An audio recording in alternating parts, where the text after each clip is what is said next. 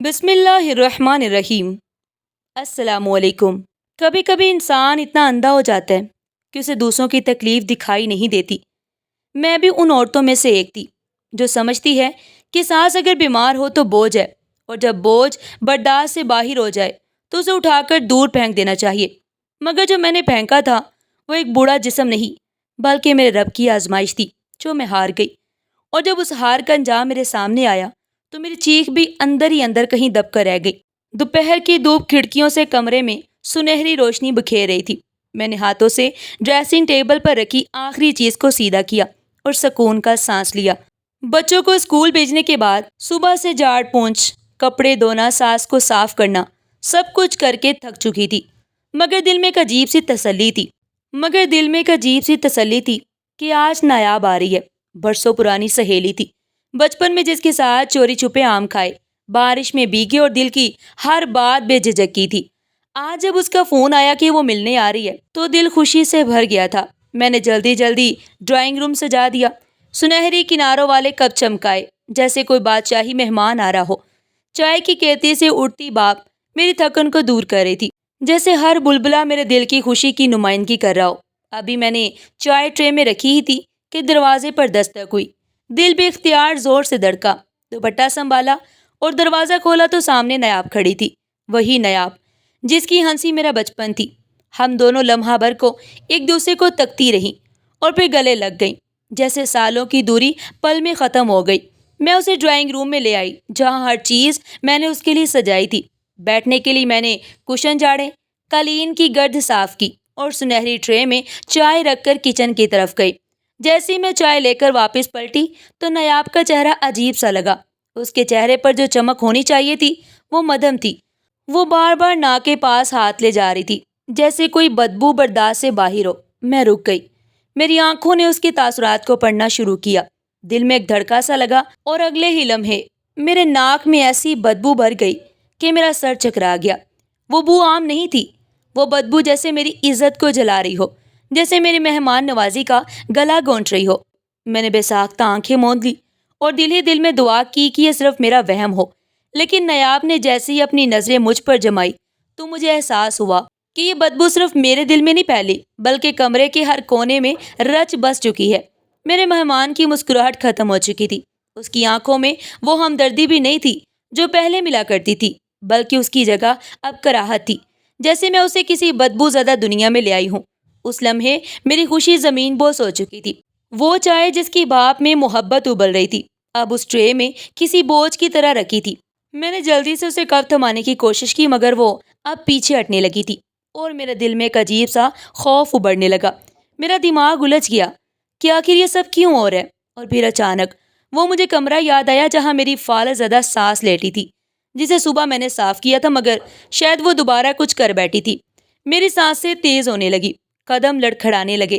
میں نے نیاب کو بیٹھنے کا اشارہ کیا مگر وہ ہونٹ بین چکی تھی جیسے خود کو روک رہی ہو۔ میں دوڑتی بیڈ روم کی طرف گئی اور جیسے ہی دروازہ کھولا تو منظر میرے پیروں کے نیچے سے زمین کھینچ لینے جیسا تھا۔ میری ساس بستر پر بے حس و حرکت لیٹی تھی، چہرے پر لاچاری اور کپڑے گیلے ہو چکے تھے، اور اس وقت وہی بدبو سب کچھ اپنے اندر سمو چکی تھی۔ میں پلٹ کر نیاب کو بلانے ہی والی تھی کہ اس کی آواز پیچھے سے آئی، مجھے جانا ہے، میں بعد میں آتی ہوں۔ اور میں صرف اسے جاتے ہوئے دیکھتی رہی۔ اس کے قدم جیسے میرے دل پر چلتے چلے گئے اور میری آنکھیں جیسے شیشے کی طرف ٹوٹتی چلی گئی۔ وہ چائے کی خوشبو جو مہمانداری کی پہچان ہونی چاہیے تھی آج وہ میرے لیے شرمندگی کا تمانچہ بن چکی تھی جسے میں کبھی نہیں بھول پائی۔ میں دوڑ کر بیڈ روم کی طرف گئی تو جو منظر میری آنکھوں کے سامنے آیا اس نے مجھے پل بھر میں اندر سے ساکت کر دیا۔ میری فالح زدہ ساس اپنے بستر پر ویسے ہی بے حس و حرکت لیٹی ہوئی تھی جیسے روز لیٹی ہوتی ہیں، مگر آج کا منظر کچھ اور تھا۔ بستر کے نیچے ایک بڑا سا گیلا دائرہ بن چکا تھا جس سے واضح ہو رہا تھا کہ انہوں نے شاید خود پر پیشاب کر دیا تھا۔ مجھے اپنے ناک میں وہ بدبو اور نمی ایک ساتھ چپتی ہوئی محسوس ہوئی۔ میں نے اپنے کپ کپاتے ہاتھوں سے ساس پر ڈالی چادر ہٹائی تو بدبو کی شدت مزید بڑھ گئی، جیسے ہر طرف گند پھیل گیا ہو۔ میرے حلق میں کچھ اٹکنے لگا اور آنکھوں میں نمی سی بھر گئی، مگر یہ نمی رحم کی نہیں، شرمندگی کی تھی۔ میری سانسیں تیز ہو چکی تھی اور دل جیسے سینے سے نکل کر فرش پر گرنے کو تھا کہ پیچھے سے نیاب کی آواز آئی، مجھے جانا ہے، میں بعد میں آتی ہوں۔ اس کی آواز میں صاف جھجک تھی۔ وہ رکی نہیں، اس نے نہ کچھ کہا نہ کچھ سنا، صرف واپس پلٹ گئی اور میرا دل جیسے ایک دھچکے سے پھٹ گیا۔ میں وہیں بیچ کمرے میں کھڑی رہی، میرے ہاتھوں سے چادر گر چکی تھی اور میں خود بھی بکھر چکی تھی۔ نایاب کے جانے کی چاپ جیسے میرے دل کی دیواروں سے ٹکرا رہی تھی اور میں اندر ہی اندر ٹوٹتی چلی جا رہی تھی۔ میری آنکھیں دروازے پر ٹکی تھی جہاں سے وہ نکلی تھی اور میرے کانوں میں اس کے قدموں کی چاپ گونج رہی تھی، جیسے وہ میری عزت کے کمرے سے بے عزتی اٹھا کر لے گئی ہو۔ میں شرم سے پسینے پسینے ہو چکی تھی اور اپنی ہی نظروں سے گر گئی تھی۔ دل میں ایک طوفان مچ رہا تھا کہ میں خود کو روکنا چاہتی تھی، پر میرے اندر کچھ چیخنے لگا، کچھ جلنے لگا۔ میری آنکھوں کے سامنے میری ساس کی لاچاری، نایاب کی نفرت اور میرے دل کی حالت ایک ہی وقت میں تھر تھرا رہی تھی اور میرے دماغ میں ایک ایسی چیخ گونج رہی تھی جو شاید باہر نہیں نکل رہی تھی مگر اندر سب کچھ توڑ پھوڑ رہی تھی۔ مجھے وہ لمحہ زمین میں گڑ جانے جیسا لگا، جیسے کائنات کی سب سے بڑی شرمندگی کا بوجھ میرے کندھوں پر رکھ دیا گیا ہو اور میں اسے اٹھانے کے قابل نہ رہی ہو۔ جیسے میں اپنے آپ سے نظر نہیں ملا پا رہی تھی اور میرے وجود پر جیسے کوئی بدبو مجھے جکڑ چکی تھی، جو صرف میری ساس کے جسم سے نہیں آ رہی تھی بلکہ میری اپنی سوچوں سے، اپنے دل سے اٹھ رہی تھی۔ میں اندر سے شرمندہ بھی تھی، بے بس بھی، اور ایک ایسی دیوار کے ساتھ لگی ہوئی تھی جس کا کوئی راستہ مجھے نظر نہیں آ رہا تھا۔ شوہر میرا پردیس میں تھا، ہر کام اکیلے ہی کرنا ہوتا۔ صبح منہ اندھیرے اٹھ کر بچوں کو ناشتہ کرانا، انہیں اسکول کے لیے تیار کرنا، ان کے بستے سنوارنا اور جلدی جلدی دروازے پر کھڑا کر دینا، یہ سب کچھ روز کا معمول بن چکا تھا۔ اور اس کے بعد جیسے میری اصل مصروفیت شروع ہوتی، ساس کو بستر سے اٹھانا، ان کے کپڑے بدلی کرنا، ان کے جسم کو صاف کرنا، ان کے نیچے بچھی چادر کو الگ کرنا اور پیشاب سے بھری ہوئی چادر نچوڑنا۔ یہ وہ کام تھے جن سے مجھے سخت نفرت ہو چکی تھی۔ میں روز اپنے ہی دل کو سمجھاتی تھی کہ وہ میری شوہر کی ماں ہیں، وہ بیمار ہیں، انہیں کچھ سمجھ نہیں آتا، مگر جب روز یہی عمل دہراتی تو لگتا جیسے میرے اعصاب پر کوئی ہتھوڑے برس رہے ہوں۔ ہر دن میری برداشت کی لکیر کو کھینچ کر لمبا کرتا جاتا، مگر میری ہمت دن بدن چھوٹی ہوتی جا رہی تھی۔ ساس کو کھانا دینا، انہیں سارا دن دوا پلانا اور پھر رات کو بستر پر لٹانا، جیسے میرا پورا دن انہی کے گرد گھومتا تھا۔ میرے اندر کی عورت ایک ماں بھی تھی، بہو بھی، بیوی بھی تھی، مگر ایک انسان جو کہیں اندر تھا، وہ دن بدن دبنے لگا تھا۔ نایاب کے اچانک آ جانے اور پھر اس کی خاموشی سے پلٹ جانے نے میرے وجود پر ایک ایسا زخم لگا دیا جو دکھ سے نہیں شرمندگی سے بھرا ہوا تھا۔ میں اس دن کچن کے ایک کونے میں بیٹھ گئی اور جیسے میرے صبر کا بند ٹوٹ گیا، میں پھوٹ پھوٹ کر رونے لگی۔ میری ہچکیاں میرے وجود کو ہلا رہی تھی، مجھے لگا میں سب کچھ برداشت کرتے کرتے کہیں کھو چکی ہوں۔ میں وہ لڑکی نہیں رہی جو ہر حال میں خوش رہنا چاہتی تھی، میں وہ بہو نہیں رہی جو چپ چاپ سب کچھ سہ جائے اور کسی کو شکایت نہ کرے۔ مجھے لگا میرے اندر انسانیت کہیں دب گئی تھی اور جو کچھ اب باقی رہ گیا تھا وہ ایک تھکی ہاری، بیزار، بے حال اور غصے میں بھری ہوئی عورت تھی، جو بس چیخنا جانتی تھی، جو بس توڑ دینا چاہتی تھی سب کچھ، جو صرف ساس کی بے بسی نہیں بلکہ اپنی بے بسی سے بھی نفرت کرتی تھی۔ وہ عورت جو کبھی رحم سے بری ہوتی تھی اب بس لاچارگی کو سزا دینا چاہتی تھی، جیسے میں انسان نہیں بس ایک خدمت گزار مشین بن چکی تھی۔ اور اس دن جب نایاب گئی اور میں اپنی ساس کے گیلے بستر کے پاس بیٹھی تھی تو میرے اندر کسی نے زور سے چیخ مار کر کہا، بس اب بہت ہو گیا، اب کچھ بدلنا ہوگا، یا وہ یا میں۔ اور اس لمحے میرے دل میں کوئی لکیر سی کھینچ گئی تھی جو بہت جلد خونی ہونے والی تھی۔ میں نے ساس کو گھورتے ہوئے نہ جانے کتنے دنوں کی تھکن، کتنے راتوں کی بے خوابی، کتنی بار کی شرمندگی اور نایاب کی خاموش نظریں ایک ساتھ ان پر انڈھیل دی۔ میری آواز میں زہر گل چکا تھا، میں چیخ کر بولی، تم نے تو میری زندگی عذاب بنا دی ہے، نہ خود مرتی ہو نہ مجھے جینے دیتی ہو۔ تمہارے ہوتے ہوئے مجھے کبھی سکون کا لمحہ نصیب نہیں ہوا، نہ باہر جا سکتی ہوں، نہ کسی سے دل کا دکھ کہہ سکتی ہوں۔ تم میرے وجود پر بوجھ ہو، تم میری سانسوں پر بوجھ ہو، تمہاری بیماری نے میری زندگی کی خوشیاں چوس لی ہیں۔ میں کچھ کہنا نہیں چاہتی تھی مگر میرے لب خود بخود ساری نفرت انڈھیل رہے تھے۔ ساس کی زبان بند تھی، وہ کچھ نہیں بولی، ان کے ہونٹوں پر کوئی شکایت نہیں تھی، صرف آنکھوں سے آنسو نکل رہے تھے۔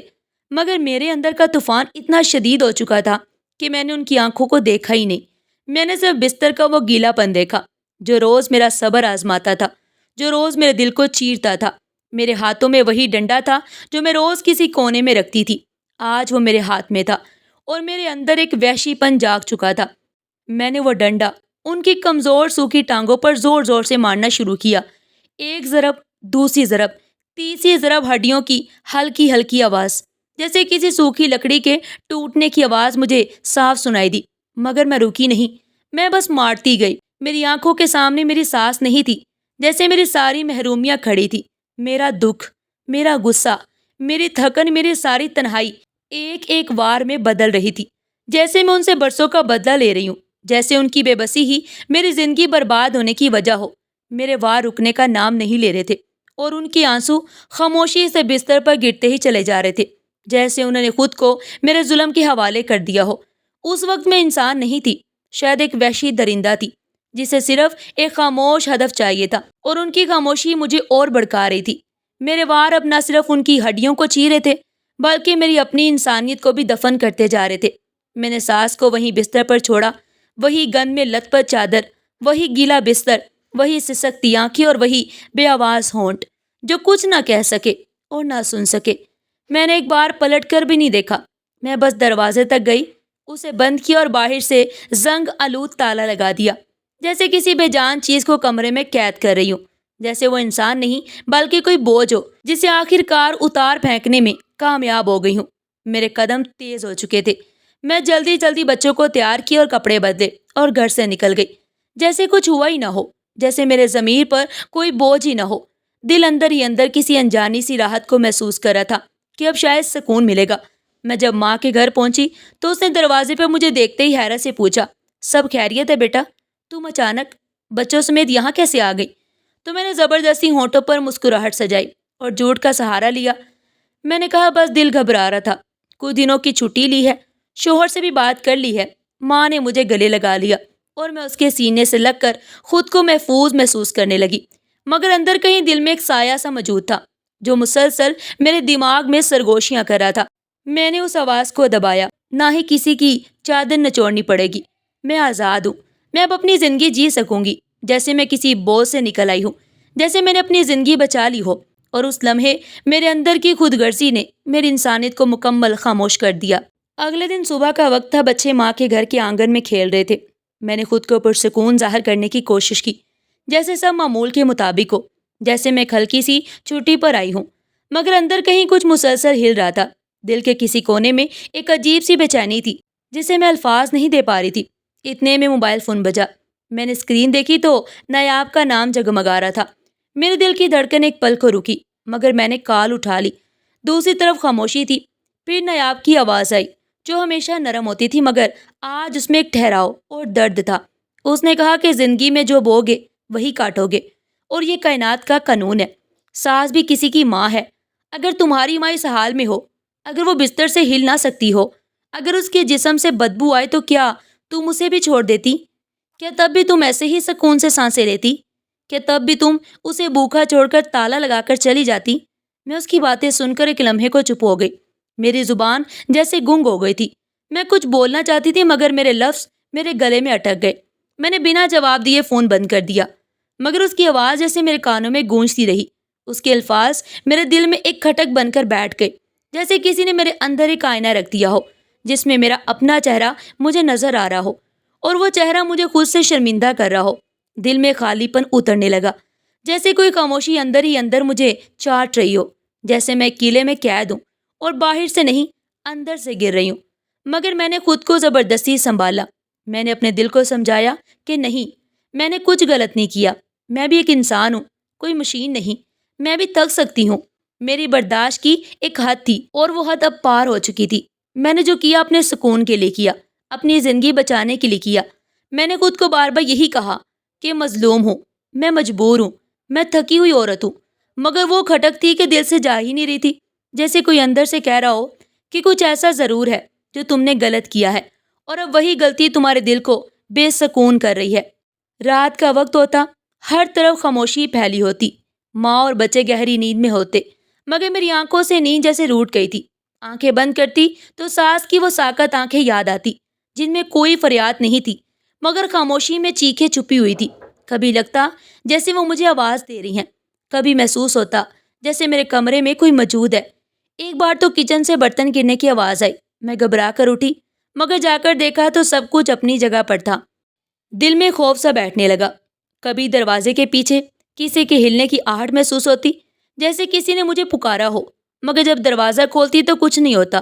میں پسینے پسینے ہو جاتی اور میرے ہاتھ کپ کپانے لگتے۔ مجھے لگتا جیسے میری اپنی روح میرے خلاف ہو گئی ہے، جیسے وہ میرے ضمیر کی آواز بن کر ہر رات میرے سامنے آ کھڑی ہوتی ہے۔ میں بستر پر کروٹیں بدلتی، خود سے سوال کرتی، کیا وہ ابھی تک زندہ ہے یا مر چکی ہے؟ کیا اس نے پانی مانگا ہوگا؟ کیا وہ روئی ہوگی؟ کیا اس نے آواز دی ہوگی؟ کیا وہ تڑپ تڑپ کر مر گئی ہوگی؟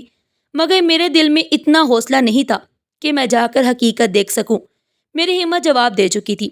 میں اپنے ہی فیصلے سے خوف زدہ تھی۔ میرا ضمیر ہر لمحہ میری سوچوں میں کانٹے کی طرح چبھتا اور میں رات بھر خود سے بھاگتی رہی، مگر خود کو کبھی پیچھے نہیں چھوڑ سکی۔ 7 دن مکمل ہو چکے تھے۔ ماں کے گھر میں سب کچھ تھا، سکون کی جگہ تھی، کھانا وقت پر ملتا تھا، بچے خوش تھے، کوئی گالی دینے والا بھی نہیں تھا، نہ ہی کسی کا بستر صاف کرنا پڑتا۔ مگر اندر کہیں کچھ دن بدن سڑنے لگا تھا۔ جب میں خود کو آئینے میں دیکھتی تو اپنی آنکھوں میں وہ روشنی نہیں پاتی جو کبھی تھی۔ میرا چہرہ اجنبی لگنے لگا تھا، جیسے میرے اندر کی عورت مر چکی ہو اور اب صرف ایک سایہ باقی ہو جو زندہ تو ہے مگر سانس لینے کا حق کھو چکا ہے۔ میرے بال بکھرے ہوئے رہتے، چہرے پر تھکن اور دل پر ایک نامعلوم بوجھ تھا، جیسے ہر پل کوئی پتھر سینے پر رکھا ہو جو ہلتا نہیں۔ 7ویں دن صبح میں بچوں کے کپڑے استری کر رہی تھی جب اچانک ہاتھ رک گیا۔ میں سیدھی ہو کر بیٹھی اور خود سے کہا، بہت ہو گیا، اگر اب نہ گئی تو شاید کبھی نہ جا سکوں گی، شاید ضمیر مجھے عمر بھر جینے نہ دے۔ میں نے کپڑے رکھے، دوپٹہ لی اور خاموشی سے نکل پڑی۔ ماں کو بتایا بھی نہیں، صرف اتنا کہا کہ کچھ دیر میں آ جاؤں گی۔ سڑک پر قدم رکھتے ہی دل کی دھڑکن تیز ہو گئی، جیسے میرا دل جان چکا تھا کہ کچھ بہت بڑا ہونے والا ہے۔ راستہ معمول کا تھا، مگر ہر قدم مجھے کانٹوں پر چلتا محسوس ہو رہا تھا۔ میں نے جیسے تیسے خود کو گھسیٹ کر دروازے تک پہنچایا۔ دروازے کے سامنے آ کر رک گئی۔ میرا دل دھڑکنے کی بجائے جیسے چیخنے لگا تھا۔ مجھے ایسے لگ رہا تھا جیسے اندر کوئی سزا میرا انتظار کر رہی ہو، جیسے میں اب قید نہیں، سزا کی جگہ آ گئی ہوں۔ میری انگلیاں تالا کھولنے کے لیے آگے بڑھی، مگر بار بار رک گئی۔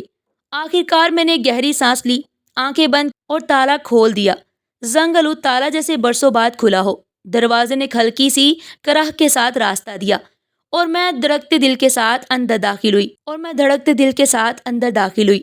میں نے جب تالا کھولا تو ہاتھ کانپ رہے تھے۔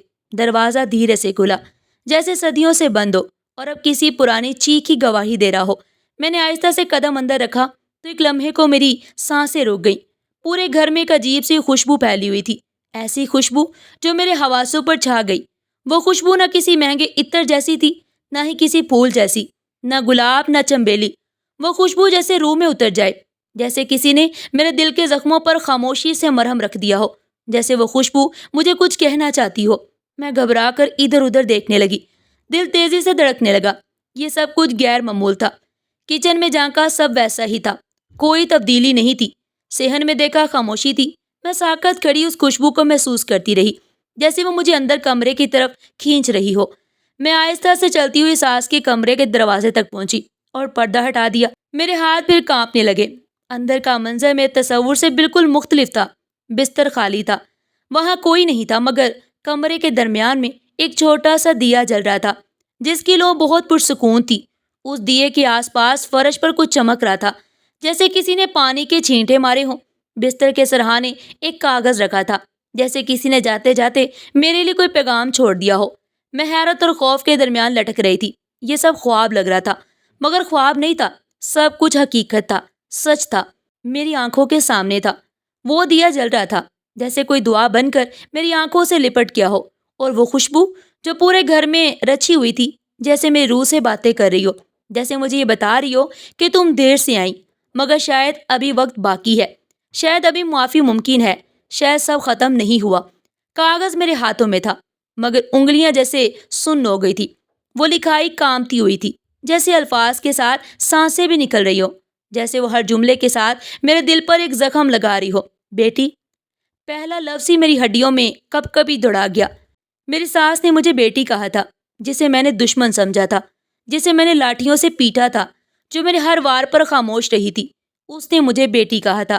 میری آنکھیں دھندلا گئی، دل پر ایک بھاری پتھر آن گرا تھا، اور آگے لکھا تھا، میں نے کبھی ماں کا پیار نہیں پایا، رب سے دعا کی تھی کہ آخری وقت میں کوئی مجھے بیٹی کہہ کر پکارے۔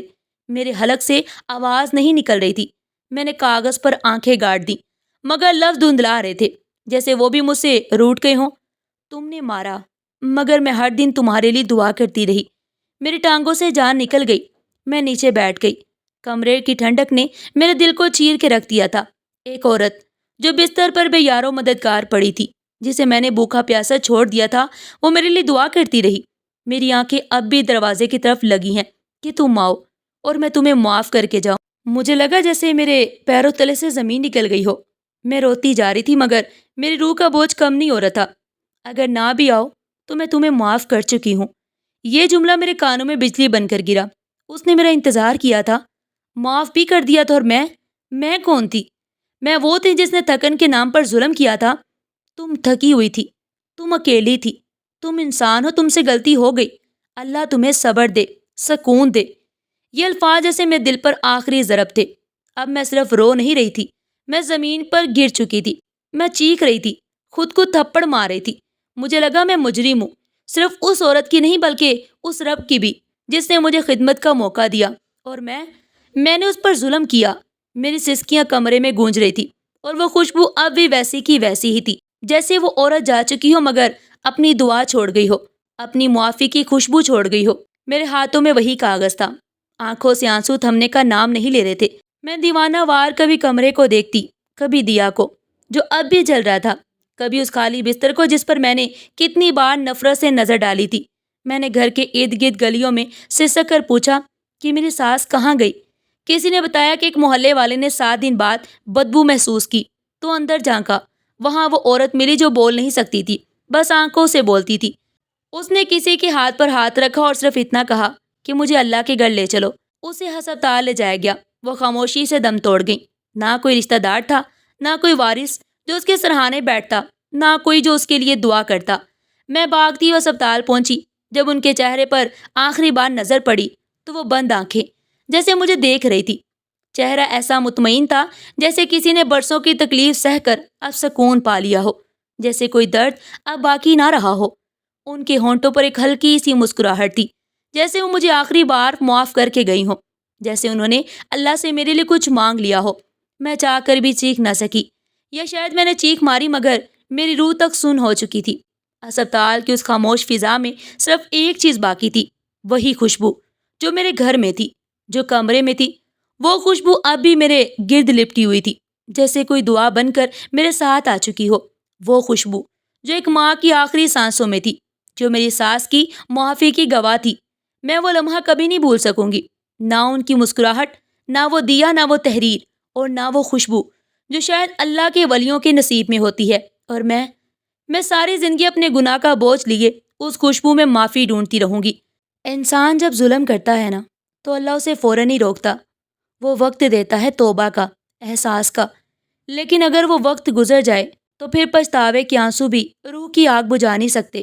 ناظرین، ایسی مزید دل کو چھو لینے والی سبق آموز کہانیاں سننے کے لیے ہمارے چینل ایڈیو پن پوائنٹ کو ضرور سبسکرائب کریں، اور دل سے لائک کریں اور شیئر کریں۔ پھر ملتے ہیں ایک نئی ویڈیو کے ساتھ۔ تب تک کے لیے اپنا اور اپنے پیاروں کا بہت سارا خیال رکھیں۔ شکریہ۔ اللہ حافظ۔